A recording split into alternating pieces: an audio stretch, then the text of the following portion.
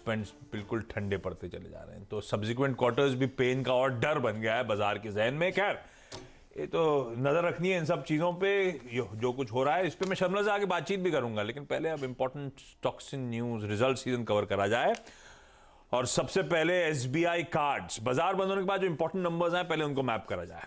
Harshada, SBI cards सुबह नीरज वाजपेयी कह रहे थे डिसअपॉइंट हुए हैं, वो खराब नंबर्स हैं क्या? ईयर ऑन ईयर अगर आप देखेंगे तो ग्रोथ है, लेकिन पिछले क्वार्टर से इस क्वार्टर में ज्यादा कुछ सेल्स में इजाफा नहीं देखने को मिला है।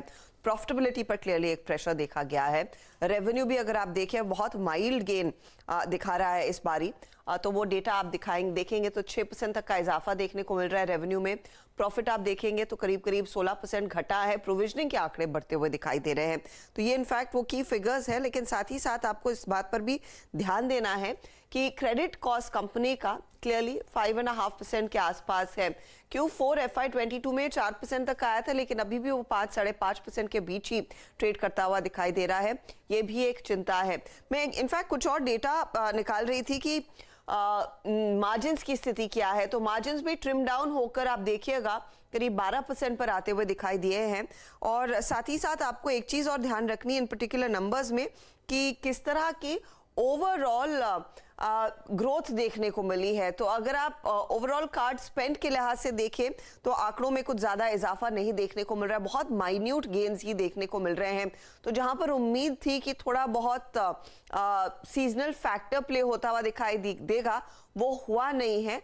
तो एक टैड बिट डिसअपॉइंटमेंट कंपनी की तरफ से। Okay, disappointment. नंबर्स हालांकि अच्छे लग रहे हैं, लेकिन मतलब ईयर ऑन ईयर अच्छे लग रहे हैं, लेकिन ग्रोथ में क्लियरली स्लो डाउन है। और यही शायद ब्रोकरेजेस भी कह रहे हैं। तो यतिन के पास चलते हैं कि एसबीआई कार्ड पर क्या बोल रही हैं ब्रोकरेजेस। Yatin, good morning. देखिए, एसबीआई कार्ड अगर हम नंबर्स देखें तो शायद बेहतर लगेंगे, लेकिन इंटरनल्स काफ़ी वीक दिखाई पड़ रहे हैं। इनफैक्ट अगर हम ब्रोकरेजेस की माने तो यहाँ CLSA का सेल कॉल है 795 का टारगेट है, सॉरी।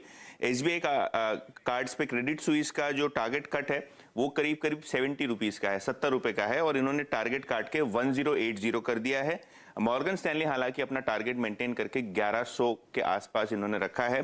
जो मेन कंसर्न्स हैं वो ये है कि एनआईएम्स पे आपको असर दिख रहा है कमजोर इंटरनल्स का, पहला पॉइंट। दूसरा कि मार्केट शेयर में भी थोड़ा बहुत Q2 में लॉस हुआ है, और 8% ऑपरेटिंग एक्सपेंडिचर यानी जो खर्चे हैं वहाँ 8% की बढ़ोतरी हुई है, जिसके कारण ब्रोकरेजेस को लगता है अगर ये ट्रेंड कंटिन्यू रहेगा तो शायद आपको ओवरऑल प्रॉफिटेबिलिटी पे प्रेशर आती हुई नजर आएगी। तो इंटरनल्स वीक, ये जो मार्केट शेयर लॉस की बात है, पिछले कई क्वार्टर से कंसर्न्स बढ़ते चले जा रहे हैं, जो लगातार ये अपना मार्केट शेयर, अपना दबदबा इस स्पेस में लूज कर रहे हैं। पर चार्ट्स पे कैसा पोजीशन है क्विकली ये समझ लिया जाए। बैती साहब जरा देखिए एसबीआई कार्ड्स, इस नंबर्स पे आज हमें रिएक्ट करना है। नंबर्स में कुछ कंसर्न्स बढ़ते हुए। आशीष जी, प्रेशर में है स्टॉक। 200 डेमा के नीचे स्लिप करके एक अटेम्प्ट जरूर लिया था 4 दिन पहले 20-200 डेमा को क्रॉस करने का, बट वहीं से इसमें वापस एक सेलिंग प्रेशर इंटेंसिफाई होता हुआ दिखा है। हमें लगता है कि कोई एक पुल बैक आता है तो जरूर एक शॉर्टिंग अपॉर्चुनिटी वापस बन सकती है।